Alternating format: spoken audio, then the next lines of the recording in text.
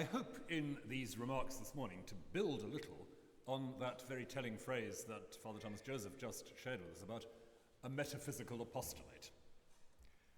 I'm going to raise the question of how we might approach the question of apologetics these days in a new Areopagus.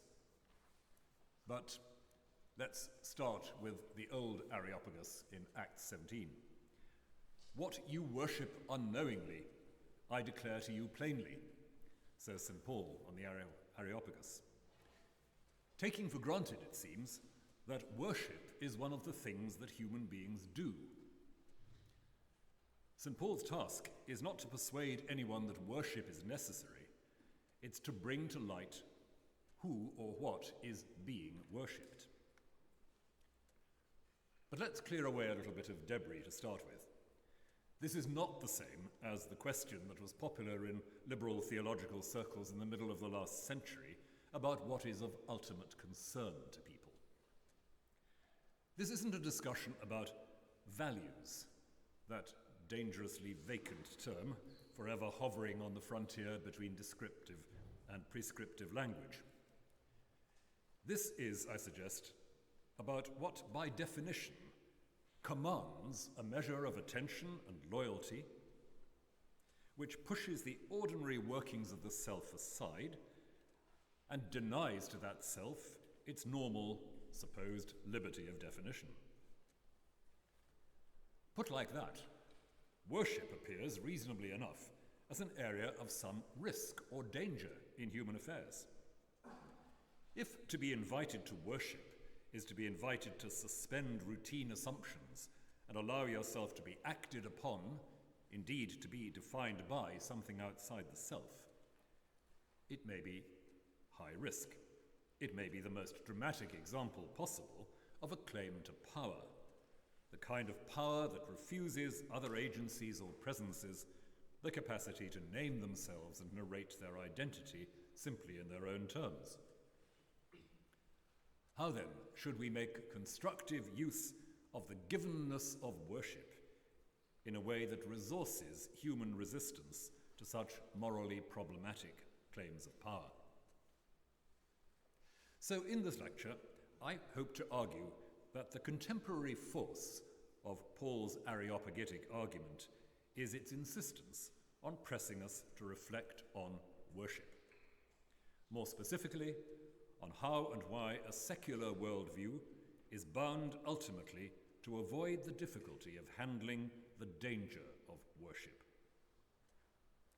With this in mind, I'll explore three imaginative and intellectual perspectives which deliver three convictions.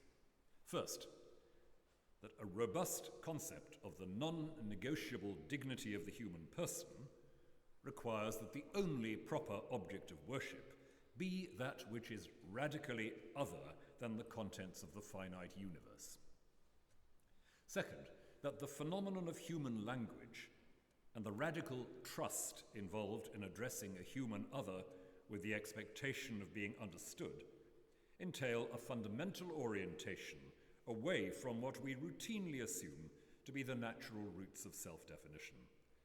And third, once it's clear that God alone is to be worshipped, the finite agent is, in a spectacular paradox, freed to stand in the place of God without the risk of any Luciferian claim to be the object of another's total devotion. The finite person is deified, brought to stand in or with God, not by the accrual of unimaginable power, but by the worshipful embrace of a wholehearted responsiveness. And central to all these points are two broader orienting convictions which I've tried to explore in other contexts. One is the significance of the wholly and necessarily non-rivalrous, non-competitive relationship between finite and infinite, which we've just heard mentioned in the Christological setting. And second, the understanding of all intelligent perception as involving the awareness of perspectives other than that of the individual ego. The object that is seen or known is seen and known as always already seen and St. Paul intends to declare to the Athenians what they act on but don't know, or don't know that they know. And in this spirit, the following reflections seek to direct our thoughts to what we act upon but don't acknowledge in some of our central linguistic and ethical practices as a human culture. I telescope here with some embarrassment a bit of a discussion of that vexed question of human rights. But if we're thinking about human dignity as a starting point, going to my first of the three insights I want to explore, we can at least say, I think, that any defensible discourse of human rights is one that refuses any suggestion that we need to assess capacity before we acknowledge moral standing. The organic physical immediacy of human identity, the material over-againstness of an organically recognizable body, determines what counts as an appropriate response. A set of facts which we, as human others, don't determine. We don't assess the credentials of another human being as a possessor of dignity. And to respond to a human being with appropriate attention, that is, to respond in a way which grants the other a standing like my own, a proper expectation that their need and well-being will be seen as morally significant in the same way as my own, that is to accept that there is a response to the human other that is just, that does justice, as we like to say, to what is in front of us. And justice cannot be done if I am in any sense claiming ownership of what confronts me, or claiming that I am abstractly free to recognize or to refuse the recognition of the other's dignity. That, of course, is why slavery is so regularly and rightly presented as a sort of paradigm of the infringement of human rights and dignities. And as we become more alert in identifying modern versions of slavery, trafficking, indentured labor, child marriage, child soldiering, we may be able better to grasp what is morally at stake here. The fundamental shape of unjust relation is the situation where one party reduces the other to a function they can define and limit. Most damagingly, a function that is simply a matter of serving the interest of the first party, so that security is won and kept by successfully discharging this function so as to earn dignity or respect. The real moral energy of human rights language, whatever its current ambiguities, is the determination to banish this kind of model and to secure the expectation of respect and nurture independently of successful performance. I would say that that is the absolute bottom line in thinking about any defensible discourse of human rights these days. What is a dignity that is not earned and which it is not up to us to confer or withhold.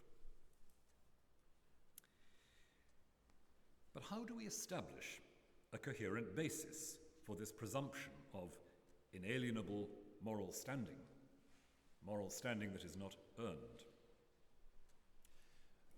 The problem is, in the way the discussion is often set up, that there's already a recognition that we have a difficulty in the human world with ineradicable conflicts of interest. A set of assumptions about how one group's or individual's interest is secured at the expense of another, which means that rights are regularly asserted as a protection against this unmediated battle between acquisitive interests. And a discourse of rights that's simply introduced in order to provide some damage limitation in a Hobbesian wilderness is not of great theological interest, I suggest. And those theologians, including some in this distinguished audience who have questioned rights discourse, are not wrong about that. But we do need to spend a bit of time on this question of the battle of acquisitive interests, where it comes from and how we understand it. Francesca referred earlier this morning obliquely to René Girard's analysis of the origins of culture. And Girard speaks of how the neural and cerebral developments that enable us to represent to ourselves the thinking of another human agent are also, awkwardly, what make possible the peculiar spirals of rivalry that characterize human culture. Not merely the competition for resources that is found in the animal world generally, but the development of desire for what the other desires. We are socialized by imitation, again, something we have in common with other animals, but this socializing entails from the beginning, so Girard and others argue, the imagining of another's narrative of wanting and achieving, and this very act of imagining prompts the fear that what the other wants is a limit on my own wanting and achieving, so that if I then want and achieve what the other wants, I forestall the possibility of frustration and secure my own projects. In other words, to be sure of the security or welfare I desire, I must learn to want for myself what the other wants. Now, the treatment of this process of mimetic education by Girard and by those who've learned from him, like Dumichel and Palaver, continues to provoke a lot of controversy and a fair bit of skepticism, and also frequently some fundamental misunderstanding, but let's pass over that. But it does offer an unusually comprehensive and suggestive account of how and why human beings might need protection from the impulse to try to possess one another, to abolish the distance between agents and absorb the projects of others into those of the ego.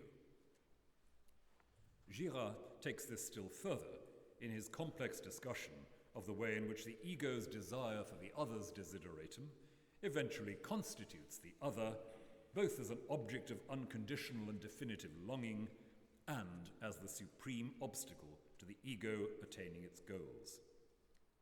The other is constituted as divine and diabolical at the same time. The other becomes an object of worship, in the sense of commanding absolute attention and devotion. The other becomes an object of worship in the sense of defining my or our desire. It is at once emulated and resented. And it's that double reaction that enables the scapegoat mechanism to be activated in societies, where a dominant group identifies an individual or subgroup as simultaneously possessed of significant and threatening power and also as alien and vulnerable, and proceeds to their violent extermination or expulsion. They no longer block my or our desire. They can no longer own the good I have learned to want. Their removal from the scene allows the dominant and excluding group to celebrate its self-identity and its reconciliation with the longed-for sacred terminus of desire, with the divine. That, very crudely, I think, is how Girard sees the scapegoat mechanism as being at the heart of a certain kind of primal religion. Now, Girard, like Freud, wants us to think in terms of a literal and historical founding murder at the roots of every human culture. Whether the overall theory actually requires this is anything but clear. I would say it certainly doesn't require that. And the idea carries uncomfortable echoes of a rather undeveloped notion of psychological and anthropological genealogy. But what is clear is the mechanism by which the sacred here is generated through the mimetic spiral, which eventually demands an act of collective and violent expulsion or exclusion. That which is both adored and dreaded is made the subject of successful negotiation in and through the sacrificial process. Now, the relevance of this to our thinking about rites and about worship needs a bit of spelling out, but bear with me. I think it goes something like this. Human beings perceive themselves as living precariously, their desires bounded by the insistent rivalry of others. They seek to circumvent that boundedness by making the desire of others their own. There is thus at the root of human life together a profound fault line the threat of an endlessly intensified competition which could issue in a war of all against all. Cohesion is secured by identifying a candidate for expulsion, the collective, threatening bearer of the mimetic fantasies of the group. Archaic religion is the regularizing of this mechanism, since the threat is never done with once and for all. Thus far, Girard. But linking this with our Areopagitic starting point, we might then say two things. What is worshipped? What makes an irresistible claim on the ego is, in Girardian perspective, the ego's own alienated desire, mediated by the imagined desire of the other. Our collective life as humans is haunted by the compulsive pressure towards absorbing and at best immobilizing or silencing one another. And in times of serious social crisis, this pressure leads to the scapegoating and expulsion of those who cannot defend themselves against the projection of frustrated desire. We don't have far to look in the contemporary scene for the rhetoric that combines a picture of the threatening other as both failing or weak and endowed with sinister and elusive powers. Any study of the historic structures of Christian anti-Semitism is an object lesson in how to construct that kind of mythology.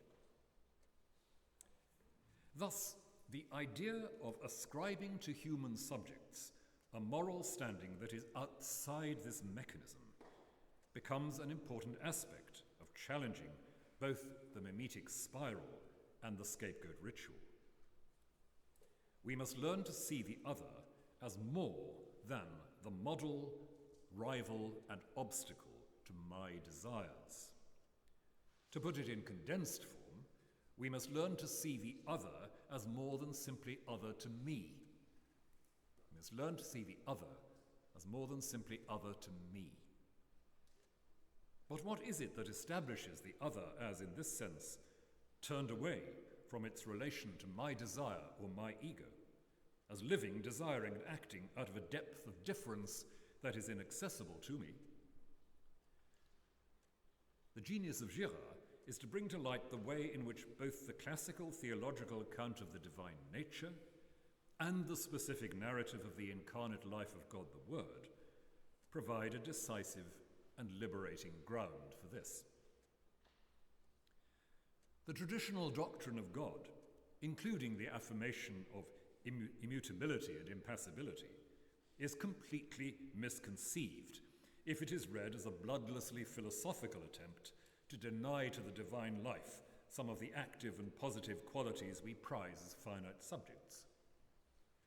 It's one of the tragedies, I think, not quite in Francesca's sense, one of the tragedies of modern theology, that we have managed to persuade ourselves that an impassible and immutable God is going to be more bored than we are.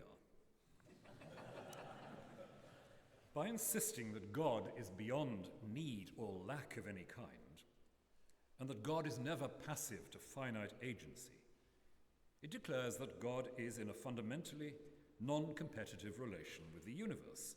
God is not one of several candidates for successfully filling a space within the universe. God's agency is not, like ours, evolving in a mixture of initiative and reaction. The way in which God sees the world can therefore in no sense be shaped by any kind of self-defense, any kind of interest, any kind of negotiation of advantage. The divine regard for finite reality is the ground of the very existence of finite reality, and so cannot be dependent or reactive in any sense, cannot be conditioned by what happens within the universe. And that's a very abstract formulation, you might say, but it can be translated immediately into the recognition that the divine regard is never to be earned. If God's action is creative action, bringing into being what is other to God, and yet is open to God's life in act, that divine action is always a bestowal of reality, and thus a loving self-communication devoid of self-interest.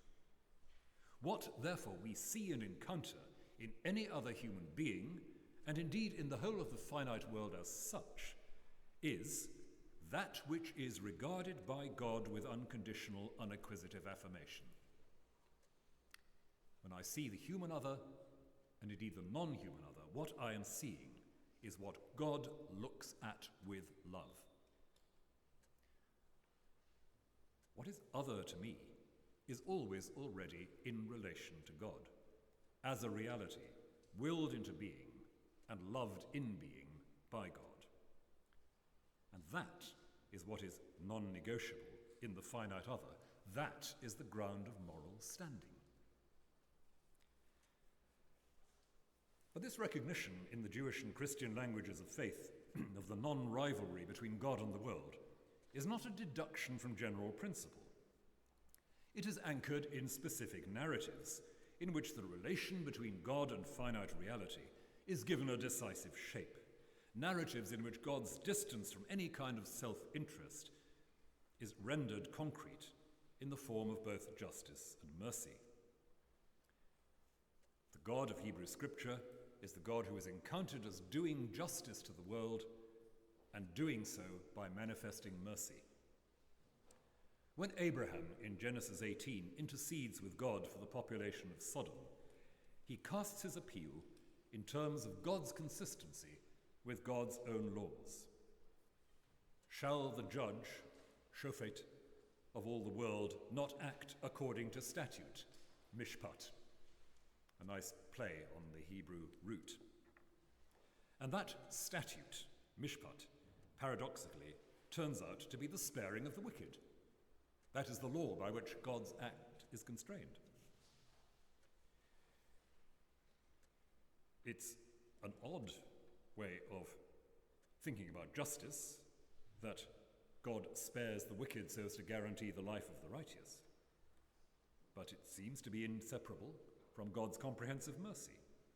Just as in the prophetic tradition, God's unwillingness to give up the people that have been chosen because compassion is stirred in the heart of God, Hosea 11, expresses the further paradox that God's consistency in mercy is God's doing justice to the divine life and nature itself.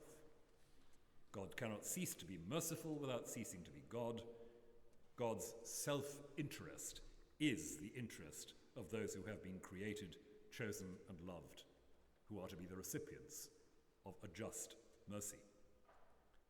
A justice that decrees punishment makes sense only within the context of divine self-consistency, the self-consistency of God in seeking the good of what has been made.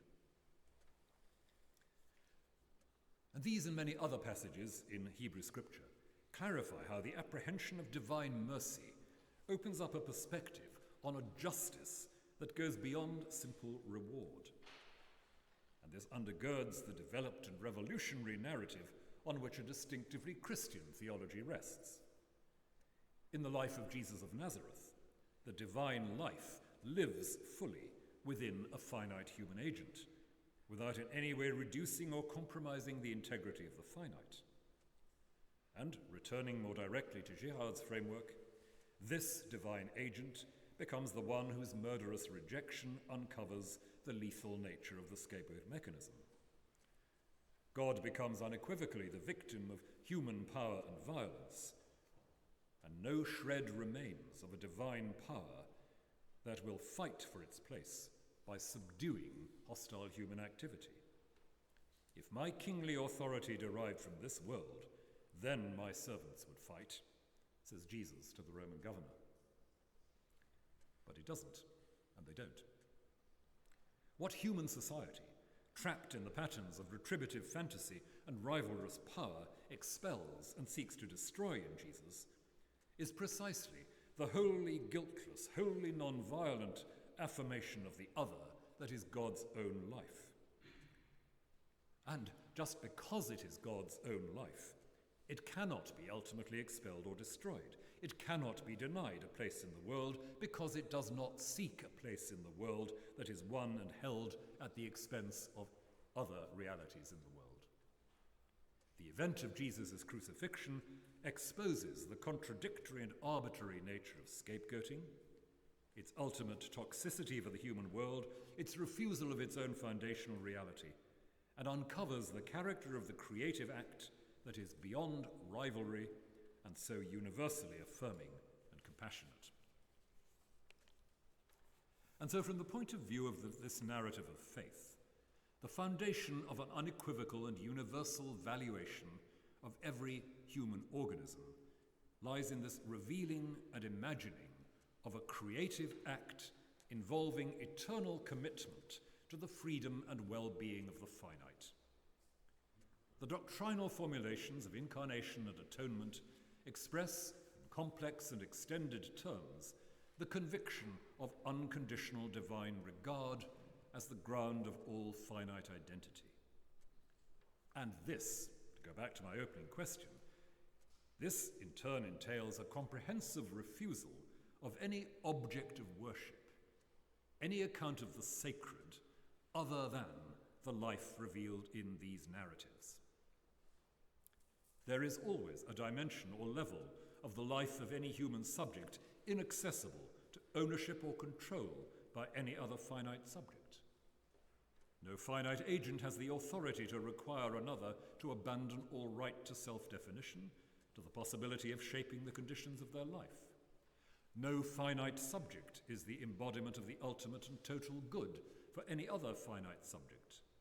No finite subject can be simply the model for another's desire, adored and feared as the numinous ideal possessor of desired goods.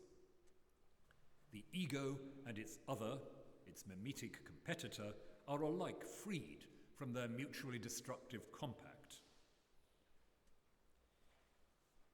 And the authority to resist the totalizing claim of any human system is established.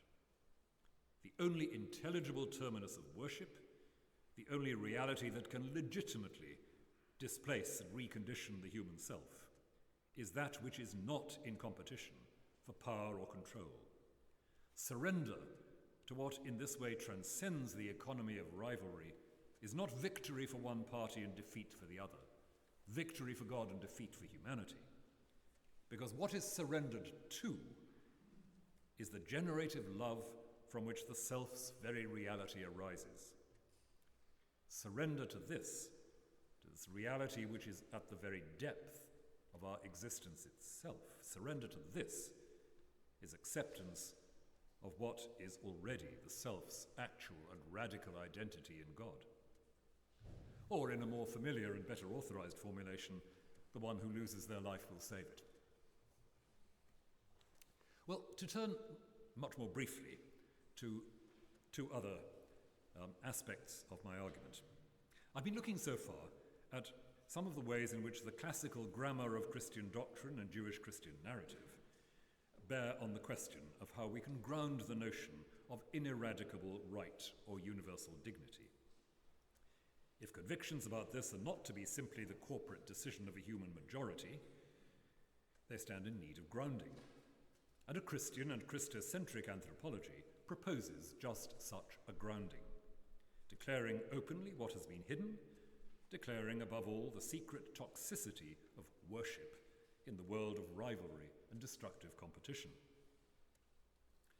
But we noted earlier the role played in jihadian thinking by questions about the origins of culture and language. And I want to move briefly to think about some of these issues of language, intelligence, and self-understanding. To speak at all is to invite recognition. When I say something, I assume that I occupy a world that is not exclusively mine, a world where the criteria for speaking intelligibly are shared with others whom I may never have met, others with whom I've never negotiated any sort of agreed protocol for conversation. I haven't, perhaps I should have, been round all of you this morning to check whether you can understand the sort of thing I want to say. I speak in a perhaps ill-founded trust that there's a fighting chance you might. But that radical faith is bound into so many of our acts of language. I assume that the human stranger, even when speaking what seems a completely alien tongue, can make sense to me and I to them. And the impulse to translate seems universal. But of course, in contrast to what some philosophical models, the kind of models decisively challenged both by phenomenologists like Merleau-Ponty and by Wittgenstein in the Investigations. By contrast to what some philosophical models seem to imply, we don't gradually assemble evidence for the conclusion that the human stranger has an interior life comparable to my own. We don't then deduce that they are making sense on the same basis as ourselves. No, we pick up a set of behavioral conventions, patterns of making noise with one another from our human environment, and we sort out in the process a kind of mental and imaginative map in which I, as an agent or speaker, am located over against another agent or speaker, and something is possible for us together. Merleau-Ponty writes, "The child learns to speak because the surrounding language calls up their thought." It's a lovely formulation, very simple, and I think very searching. The child learns to speak because the surrounding language calls up their thought. And the notion of being a conscious agent myself is one that comes into focus as I assimilate those patterns of sound to which I am intensively exposed, the patterns that manifestly expect and nourish my imitative response. And what is more, that notion of being a conscious agent goes in step with acquiring the very concept of being a body. So much philosophical discussion seems to me to be absolutely vitiated by people not attending to the fact that seeing myself as a body is not self-evident. I learn how to be a body in interaction. I can't see the back of my head. I can't walk around my body. To gain the concept of being and acting and speaking as a body, I need others. And it's a point which comes wonderfully to the fore in that masterpiece of the young Edith Stein, her famous dissertation on the concept of empathy, originally written in 1914, published in 1917, which anticipates most of what is of abiding value in Merleau-Ponty, I think. She argues there that the registering of the fact that I'm physically alive is inseparable from developing the concept of life in the world around. I know myself as always already potentially an object to another, and in this process form the concept of plural centres of perspective. Recognizing plural centres of perspective is what allows me to construct the very notion of a physical object, and thus of a consistent spatial world. I acknowledge that the idea of a world is a continuous process in which I am one partner among many, and I acquire the notion of the body as intrinsically a centre of pattern-making, a 0 point of orientation, in Stein's phrase, in the collaborative mapping of a coherent environment. In this context, it's equally important to register that self-awareness is necessarily incomplete, always incomplete, and that the sensorium of an individual body alone cannot deliver a sustainable picture of the world or a coherent account of the body. Edith Stein has a lot about how this encounter with other embodied selves clarifies also in various ways what we are not. It illuminates not simply the boundedness of our own embodiment, but the partial character of our systems of value.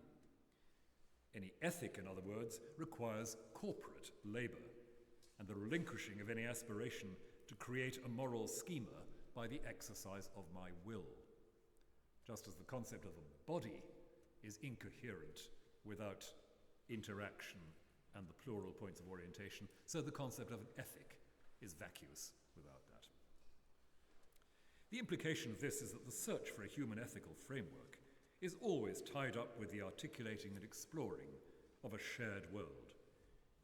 Each individual is preceded by the continuing life of ethical work, the negotiating of different schemes of value within a shared material environment, where we have no option but to seek, hopefully, for mutual intelligibility. Law and social protocol may accept and manage diversities, often deep diversities in society, but argument manifestly continues, seeking at the very least some possibility of imaginatively penetrating and identifying with other convictions, and drawing closer thereby to a picture of the human good that can be owned increasingly widely. It's what I've elsewhere called the idea of an interactive pluralism in society. But the point in relation to the wider argument here is that the entire character of our work in constructing a concept or image of our humanity, its embodiedness, its social nature, its capacity for memory and narrative, its commitment to making sense of, to, and with one another, all this works on the assumption that something is accessible to us as we speak together, an order of coherent communication which puts a certain sort of pressure upon speakers in the direction of convergence.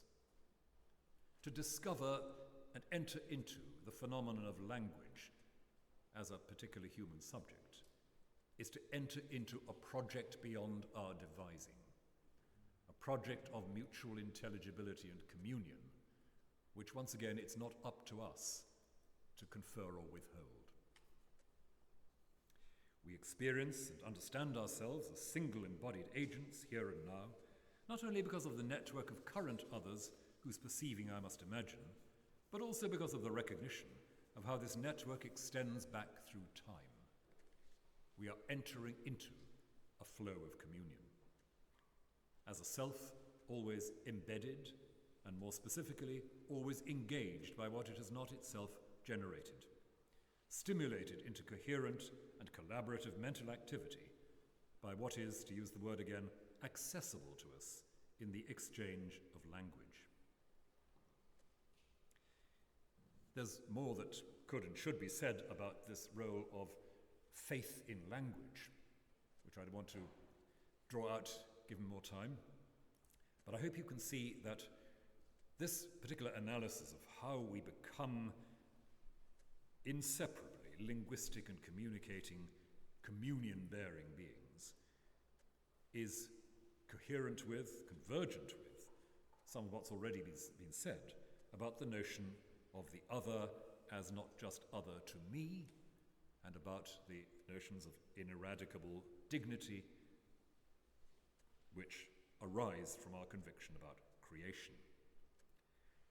The act of trust involved in our speaking, the constant work of making collective sense, fits finally with the narrative of creation as an unconstrained act of intelligent love, communicating its own generous relationality in and through the ordered relation of finite things, which is a rather roundabout way of saying that any good politics needs a doctrine of creation. Well, again, telescoping somewhat the rest of the paper, because I'm running out of time, let me go on as briefly as I can to a last area of reflection. If it's the case that the Christian narrative offers a solid framework for understanding the nature of human understanding itself, which is part of what I've been arguing, then the justification of the Christian narrative is never going to be some conclusion that makes no difference to the self-understanding of the subject. Wittgenstein notoriously said that he couldn't believe in the resurrection of Christ without becoming a different kind of person. And he wasn't saying that dismissively or lightly. The Areopagitic line of thought I've been trying to explore here implies that if we test the ultimate foundation of our working assumptions about our human world, about the moral otherness of the other, about the faith implied in language, we can come to see ourselves as the object of a transcendent and changeless regard, and at the same time as wholly implicated in the interdependence of finite identities. The action of that transcendent source of affirmation upon us and upon our world is such as to make clear that our interdependence does not have to be violent, toxic, and destructive if we step back from perpetuating the mimetic spiral. And to identify with the act that breaks the mimetic spiral. In Christian doctrine, to identify with the act by which the Creator identifies with the guilty and suffering creature. In incarnation, passion, and resurrection, is the way in which the hidden truth of our humanity is allowed to come to light. Its destructiveness, yes, but also its originary, intrinsic relational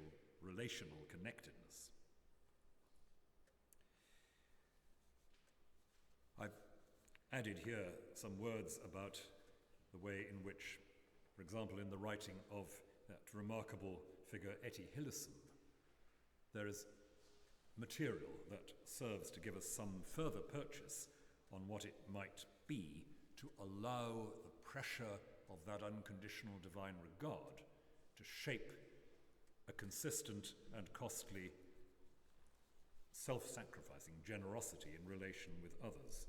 But again, time is going on, so I'll pass over that and just try to draw a few things together in the last 5 minutes. In Etty Hillesum's writing, I've been arguing this passage, there's ultimately no gap between the act of self-surrender to God and the denial of private and protective self-interest so as to clear the way of the neighbour to God and God to the neighbour.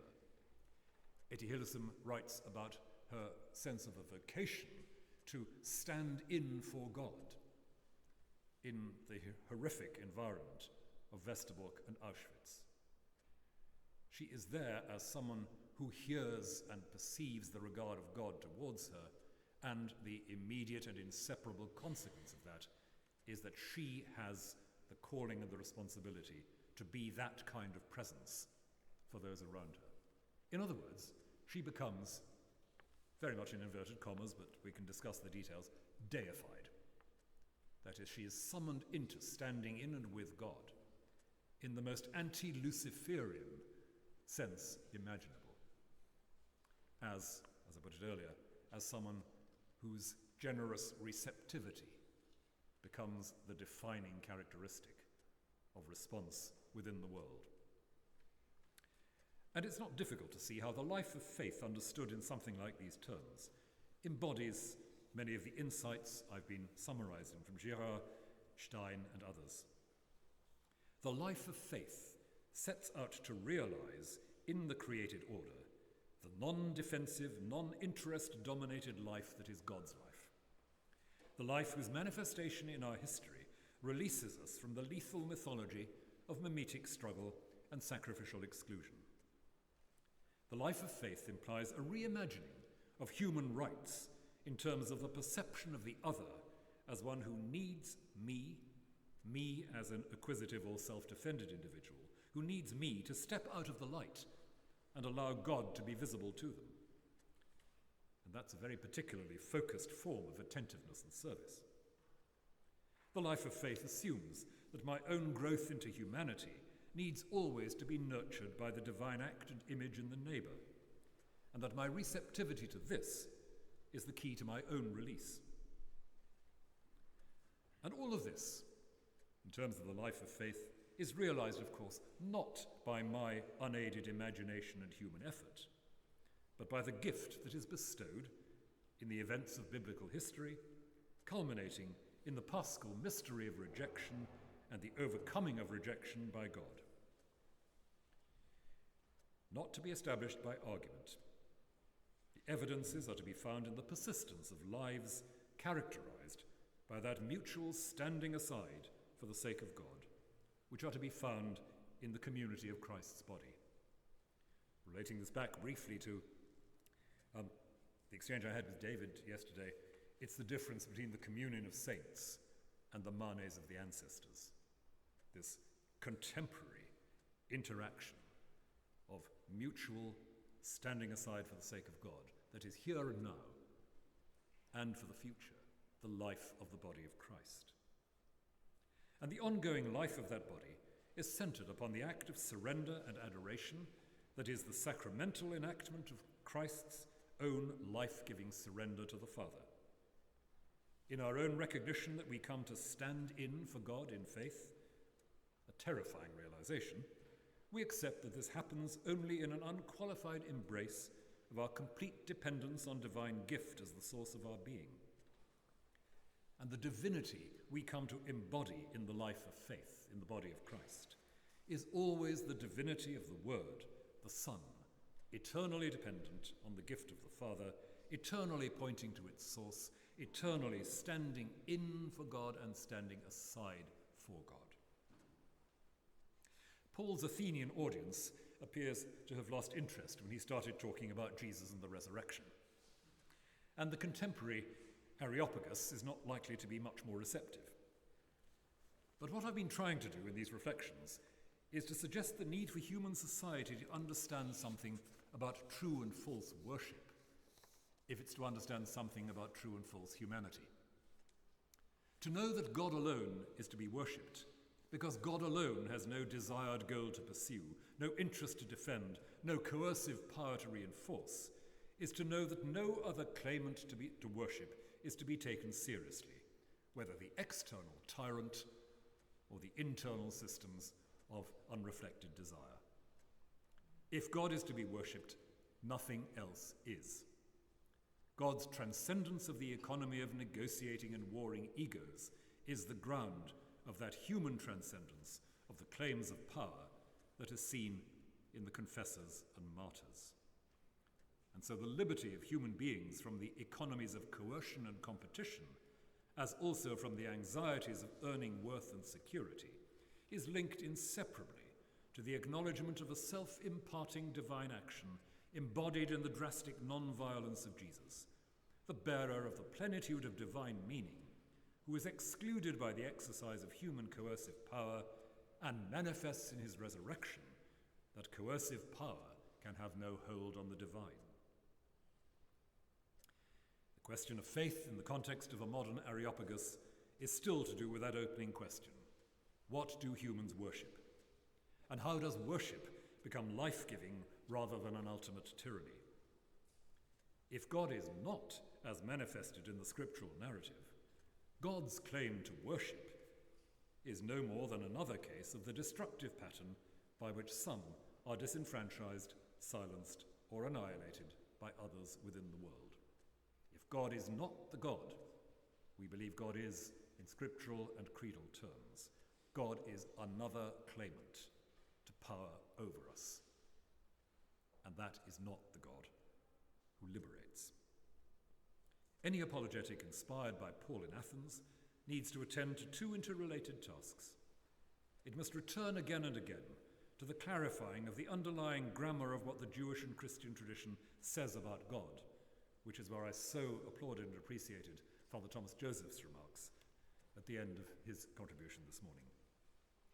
And then it must find ways of displaying how that tradition charts the way of liberation from a world in which the non-negotiable worth of human subjects is so repeatedly eroded.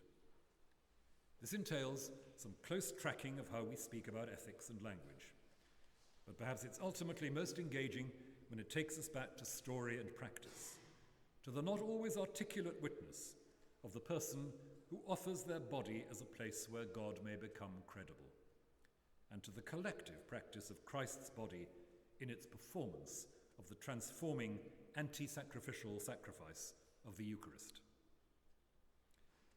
After all, one of those who did linger to listen further at the Areopagus was a man named Dionysius, to whom the entirely unreliable tradition ascribes those classical works on liturgy and on self-forgetting inarticulacy, to which Christians mysteriously go on returning.